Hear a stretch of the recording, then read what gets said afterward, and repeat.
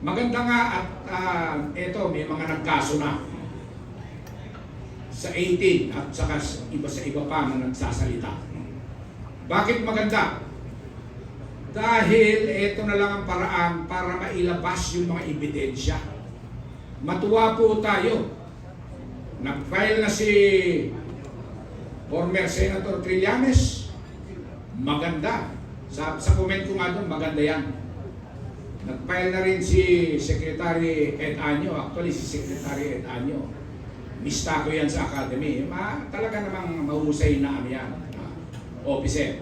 Ang comment ko lang doon, maganda at nag-file dahil doon malalaman natin ang katotohanan. Kasi pagdating sa korte, lalabas po kung sino nag-deliver, meron pa yan mga video, hindi lang po picture yan. No? Maraming ebidensya na ilalabas yung 18 sundalo na yan. Kaya discharge naman sila honorably or dishonorably o nag-retire ng maayos. Ang mahalaga yung katotohanan. Yung iba nga dyan, nagsasabi na imbis na imbestigahan hinahanapan ng butas. Gumagamit pa ng statistics, ng mathematics na imposible raw. Dahil ilang delivery raw yan kung 800 billion. Hindi naman sinasabi ng mga Marines na yon, ang total ng dineliver nila ay 805 billion. Hindi naman. Ang sinasabi nila, ang pinapatotohanan nila, ay yung mga dineliver nila kung ilang maleta.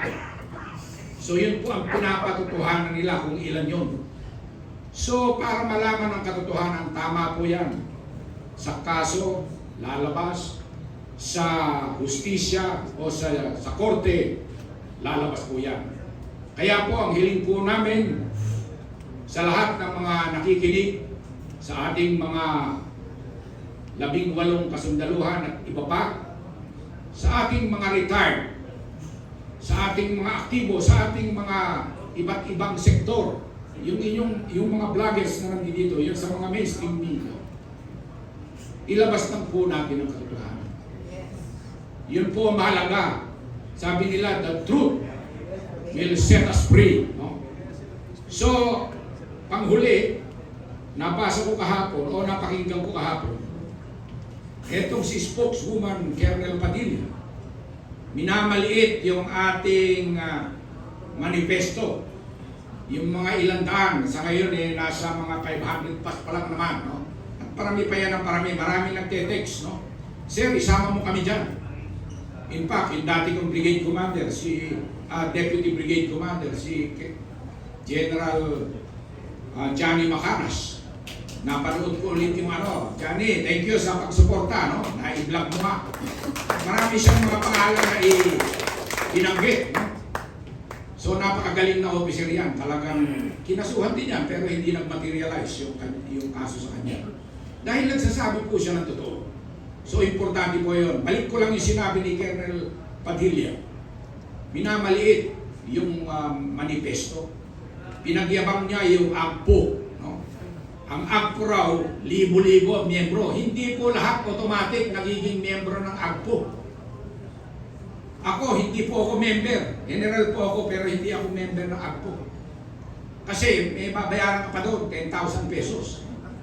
Pero ang hamon ko sa kanya, sabi ko, yung pumirma sa AGPO, mga opisyal yan ng AGPO.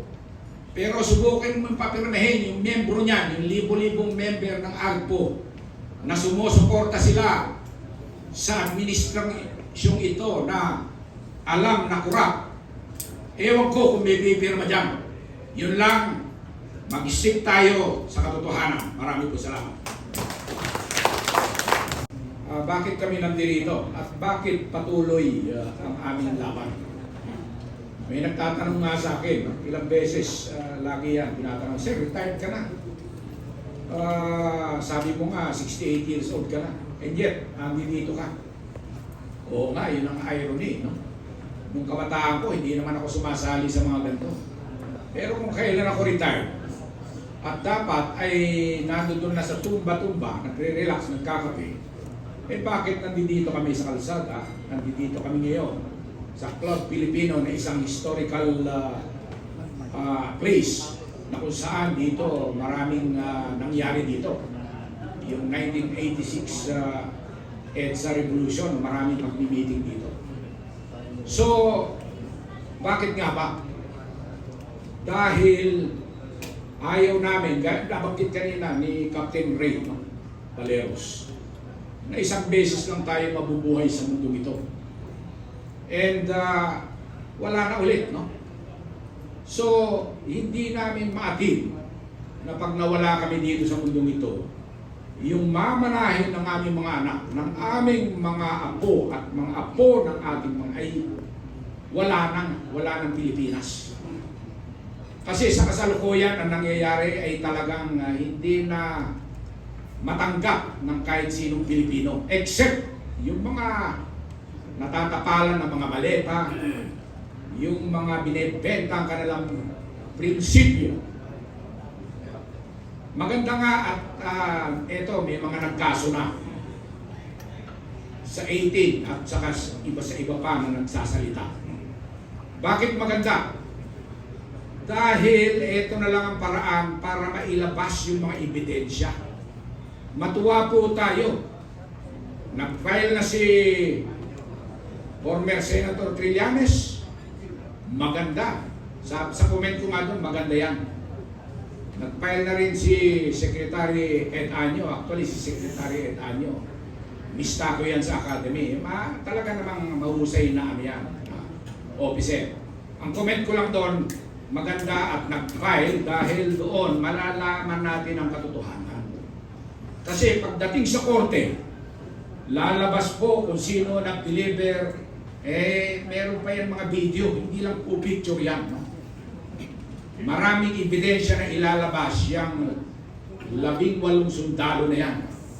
Kaya discharge naman sila honorably or dishonorably o nag-retire ng maayos. Ang mahalaga yung katotohanan. Yung iba nga dyan, nagsasabi na imbis na imbestigahan hinahanapan ng butas. Gumagamit pa ng statistics, ng mathematics, na imposible raw.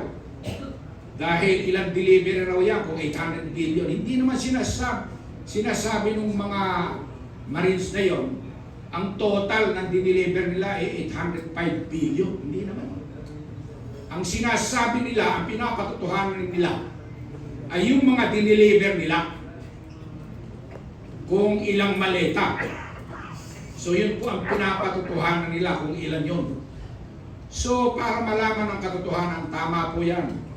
Sa kaso, lalabas. Sa hustisya o sa korte, lalabas po yan. Kaya po ang hiling po namin sa lahat ng mga nakikinig sa ating mga 18 kasundaluhan at iba pa, sa ating mga retired, sa ating mga aktibo, sa ating mga iba't ibang sektor, yung mga vloggers na nandito, yung sa mga mainstream media,